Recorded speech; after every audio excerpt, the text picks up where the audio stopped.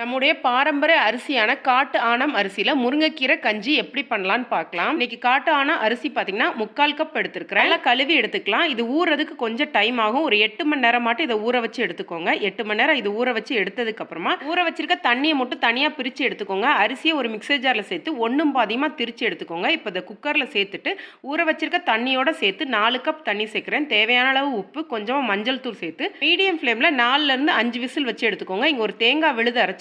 1/2 cup தேங்காய், 4 சின்ன வெங்காயம், 1/2 டீஸ்பூன் சீரகம், 1/2 டீஸ்பூன் சோம்பு சேர்த்து நல்லா விழுதா அரைச்சிக்கோங்க. அரிசி நல்லா வெந்துருச்சு. இதோடவே 2 கைப்பிடி சுத்தம் பண்ணி வச்சிருக்க முருங்கைக்கீரை, நம்ம அரைச்சி வச்சிருக்க தேங்காய் விழுது கூடவே உங்க காரத்துக்கு ஏற்ற மாதிரி கொஞ்சமா தனி மிளகாய் தூள் சேர்த்துக்கோங்க. பிரியாணி மசாலா கொஞ்சமா சேர்க்குறேன். இது ஆப்ஷனல் தான், விருப்பம்னா சேர்த்துக்கோங்க. இதில் 2 கப் தண்ணியும் தேவையான அளவு உப்பும் சேர்த்து நல்லா கொதி வந்ததுக்கப்புறம் லோ ஃப்ளேமில் 10 நிமிஷம் வச்சு இறக்குனீங்கன்னா சூப்பரான சத்தான காட்டான முருங்கைக்கீரை கஞ்சி தயாராகிடுச்சு. இது சாப்பிடும் போது கொஞ்சமாக நெய் சேர்த்து சாப்பிடுங்க. நன்றி, வணக்கம்.